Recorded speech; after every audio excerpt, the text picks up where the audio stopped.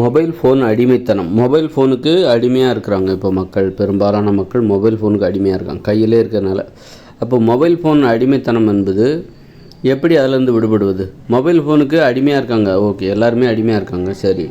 எப்போ அதிகமாக, எந்த நேரத்தில் அதிகமாக அடிமையாக இருக்காங்க? எந்த நேரத்தில் மொபைல் ஃபோனுக்கு அதிகமாக அடிமையாக இருக்கிறார்கள்? பெரும்பாலான மக்கள் எப்போ அடிமையாக இருக்காங்கன்னா, இரவு 9 மணிக்கு மேலே தான் மொபைல் ஃபோனுக்கு அடிமையாக இருக்காங்க. அடிமையாக இருக்கிற நேரம் பார்த்திங்கன்னா, பிறரது இடையூறு எல்லா வேலையும் முடிச்சுட்டு அப்படி படுத்துட்டு அப்படி மொபைல் ஃபோன் பார்ப்பாங்க. அப்படி ஒரு 2 மணி நேரம் பார்ப்பாங்க. 9 மணி, 10 மணி, 11 மணி வரைக்கும் பார்ப்பாங்க. பெரும்பாலான மக்கள் மொபைல் ஃபோனுக்கு அடிமையாக இருக்கின்ற நேரம் எது? அப்போ அந்த நேரத்தை நம்ம சரி பண்ணிட்டோம்னாக்கா நம்ம மொபைல் ஃபோன் அடிமைத்தனத்திலிருந்து தப்பித்து விடலாம். 9 மணிலேருந்து இரவு 11 மணி வரைக்கும் தான் மக்கள் பெரும்பாலான மக்கள், ஏன்னா 9 மணிக்குள்ளே சாப்பிட்ருவாங்க. சாப்பிட்டுட்டு ஏன்னா சாப்பிட்றது அந்த வேலையில் பிஸியாக இருப்பாங்க. 9 மணிக்கு மேலே தான், இரவு 9 மணிக்கு மேலே தான் மொபைல் ஃபோனுக்கு அடிமையாக இருப்பாங்க. காலையில் பரபரப்பாக வேலை செய்கிறதுக்கு போயிடுவாங்க, ஸ்கூலுக்கோ பள்ளிக்கூடத்துக்கோ காலேஜுக்கோ ஆஃபீஸுக்கோ போயிடுவாங்க. அதனால் மக்கள் வேலை செய்கிறதுல மும்முரமாக இருப்பாங்க. வேலைலாம் முடிஞ்சு 6 மணிக்கு 5 மணிக்கு 6 மணிக்கு வீட்டுக்கு வருவாங்க.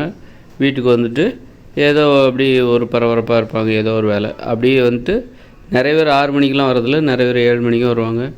அப்போ 9 மணிக்கு தான் பிறகு இடையூறே இல்லாமல் பெரும்பாலான மக்கள் மொபைல் ஃபோனுக்கு அடிமையாக இருக்கிற நேரமே 9 மணி தான், இரவு 9 மணிக்கு மேலே.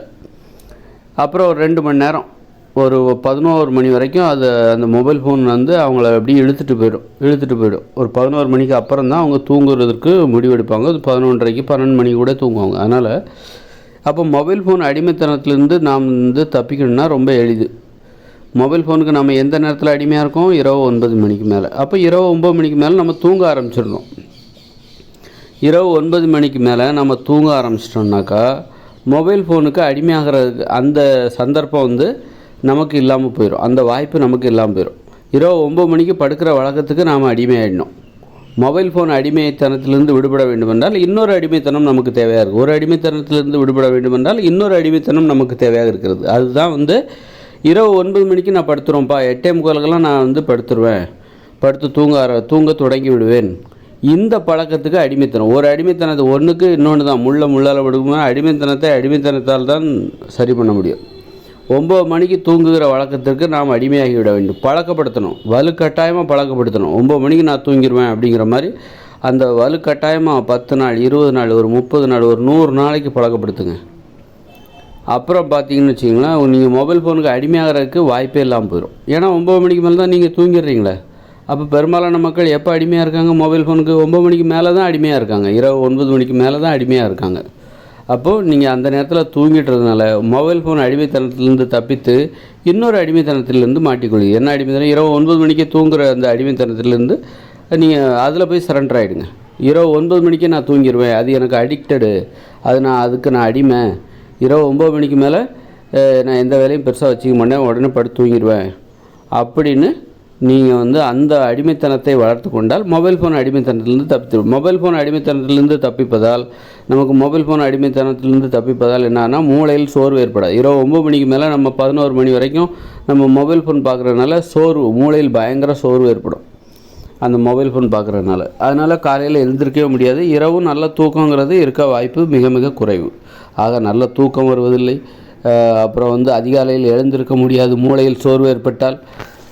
அதனால் நம்ம இரவு 9 மணிக்கே படுத்து தூங்க ஆரம்பிச்சிட்டாக்கா நம்ம மொபைல் ஃபோன் அடிமைத்தனத்திலேருந்து தப்பிச்சிருவோம், மூளை சோர்விலிருந்து தப்பிச்சிருவோம். அதிகாலையிலே விழித்துக்கொள்வோம். 4:30 5 மணிக்கெல்லாம் நம்ம தூக்கத்திலிருந்து விழித்துக்கொள்வோம்.